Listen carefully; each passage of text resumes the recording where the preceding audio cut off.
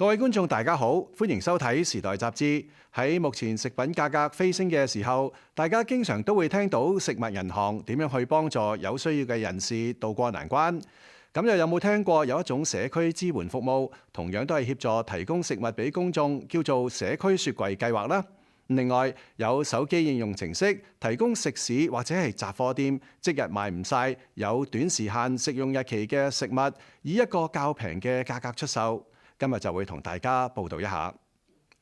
對於一啲負擔高昂食品價格感到吃力嘅人，或會選擇去食物銀行攞需要嘅食品。但食物銀行成日都會有人滿之患。依家有啲市鎮會提供社區雪櫃嘅服務，街上的確擺咗一個大型嘅雪櫃，區內人士打開雪櫃門就可以因應自己需要攞走食物。而想捐贈食物嘅，亦都可以就咁將食物放入去雪櫃內，方便他人提取。另外，一個源自丹麥嘅應用程式，亦都協助社區居民點樣以較低嘅價格揾到平嘅嘢食。大小社區喺推行呢一啲便民計劃，宗旨都係離唔開為大眾減輕購買食物嘅開支。蘇瑞珍報導。食品價格近年不斷上升。根據加拿大統計局嘅資料顯示，喺2022年，食品價格嘅漲幅對比2021年同期超過10%，其中蔬菜價格上漲超過12%，而烘焙食品價格上升近15%，肉類售價上升咗超過7.6%。當局保守估計，2023年嘅食品價格整體比2022年貴5%至7%。民以食為天，食品加價增加咗百姓嘅生活壓力，低收入人士更係捉襟見肘。唔少人嘗試尋求政府或慈善機構嘅幫助去得到食物，就例如去食物銀行領取食品，或者係喺 Community Fridge 社區雪櫃中取得食物。Fairchild 係社區組織 New Market Food Pantry， 一個關注當地居民是否有足夠食物嘅非牟利團體，其中一名成員喺2022年7月開始營運呢個社區雪櫃，任何人都可以喺雪櫃內放低食品，同時都歡迎任何人喺入面攞嘢食走。雖然佢哋冇準確嘅數據，但認為區內居民對社區雪櫃嘅需求越嚟越高。Community Fridge is powered and operated by the New Market Food Pantry. It's one of the things I manage as the Resource Development Coordinator. And our numbers at the food bank have gone up significantly, and across the country, actually, food banks are seeing an increase of 70% because of the current costs of housing, food, fuel, etc.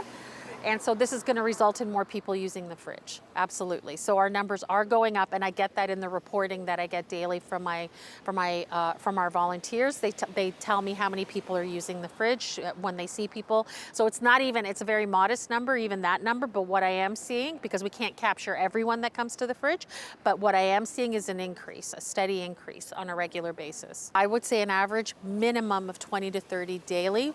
And it's definitely higher than that. That's what I'm able to capture. That's what my volunteers are capturing. Just in the mornings when the word's gotten out when the delivery schedule is, so everyone knows when it is. In the mornings alone, we have 20 people. 記者採訪當日，於擺放社區雪櫃嘅位置逗留咗約1個小時。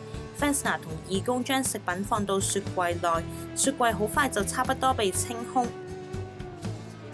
Fairchild 話佢哋一日會嚟2次補貨，其餘時間就靠區內居民自發性擺放食物，分享俾有需要嘅人。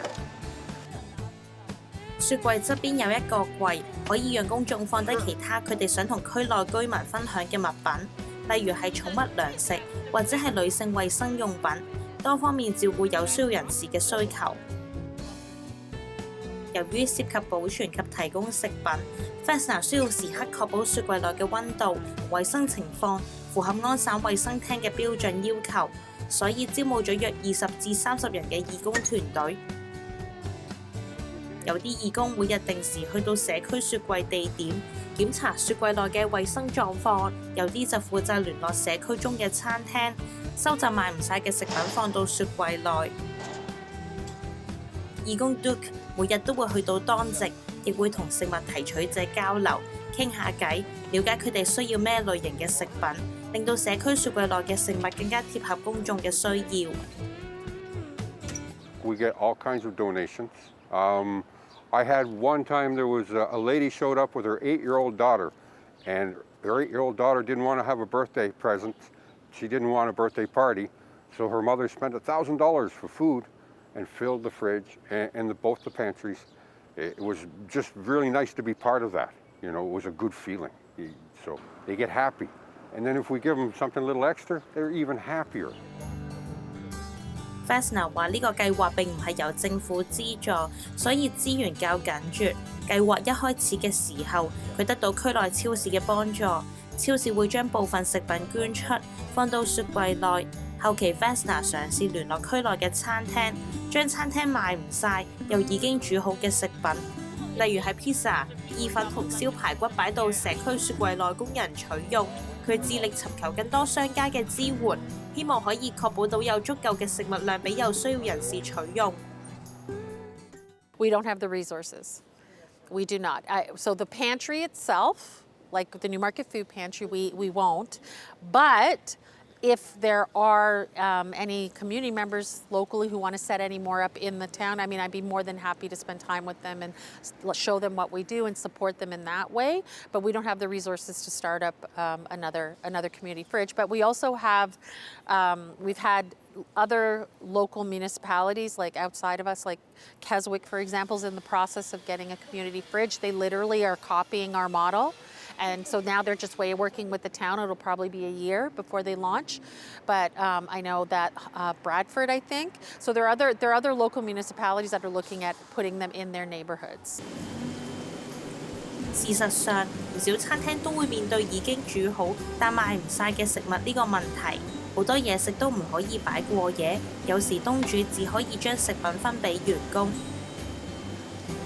就好似呢間食店咁，佢哋主要賣粥同腸粉，都係啲唔可以放過夜嘅食品。於是經常將剩餘食物分俾員工，但員工都未必可以接收晒啲食物。食店近期就加入一個手機應用程式平台，讓店家將每日剩餘、質素高嘅食品喺應用程式內以一個較低價嘅價錢賣俾消費者，減少浪費食物。呢個應用程式喺2016年於丹麥推出，喺2021年應用程式嘅服務涵蓋加拿大。發言人表示，佢哋賣出嘅食物數量每年都有可觀嘅增長，相信增幅部分原因係食品價格貴，大眾要用唔同方式慳錢，而選擇用佢哋嘅應用程式購買較便宜嘅食品。We believe in a world without food waste. We think the 58% of food that goes to waste in Canada is achievable to lower that amount. Food waste accounts for 10% of all greenhouse gas emissions. It's about $2,000 per family per year in Canada that's wasted on food. And that's a ton of money when you're thinking about the rising cost of food, inflation going up, and food is something we need to purchase every day. So if we can get access to food at a lower cost for Canadians, if we can help businesses recoup some of the revenue that they would otherwise lose by having to throw away that food, and everyone can do their part to lower the impact of food waste on the environment. 除咗食店之外，有農場主人利用應用程式平台，將啲已收成、唔可以擺太耐嘅蔬果及自製嘅麵包平價賣俾顧客。為咗方便唔係人人都精於使用應用程式，程式嘅使用及設計必須簡易。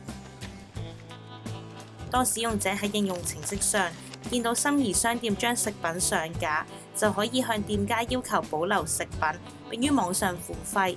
之後就根據店家要求嘅時段，去到商店領取食物。使用者到店內向職員展示應用程式，去確認自己嘅身份就可以攞嘢食走。於應用程式內上架嘅食品，售價一般係原價嘅1/3。部分使用者願意用一個相宜嘅價格去幫襯未去過嘅食店，有助社區中嘅小店增加客源，推動小社區內嘅經濟發展。All the food that is sold on the app has to meet the same standards that they would be required to meet as if they were selling it for full price. So it can't have gone bad, it can't be rotten, it can't be, eaten through and sold only parts of it. But at the same time, it might be something imperfect. So if there's a cookie that's half broken, that could go into the app because, maybe they can't sell it for full price because it's no longer a perfect circle, but they can put it into the app. At the same time, anywhere that sells food has surplus food, so any kind of business can be on the app. If you have food, it can even be milk and chocolate bars and chips, because those things have best before dates on them, which mean they can no longer be sold in store, so those can go onto the app. And then, we just encourage everybody who's on the app to ensure that they are quality controlling and making sure that everything is of the utmost quality. 火拍應用程式嘅店鋪東主都表示，能夠將剩餘嘅食物賣出，減少食品浪費，係商家應負嘅社會責任。因為我哋當時聽到呢個 program 嘅時候，覺得佢哋嘅 concept 係好好嘅，因為佢哋可以唔需要浪費啲食物，咁亦都係可以令到啲客人可以用一啲低嘅價錢。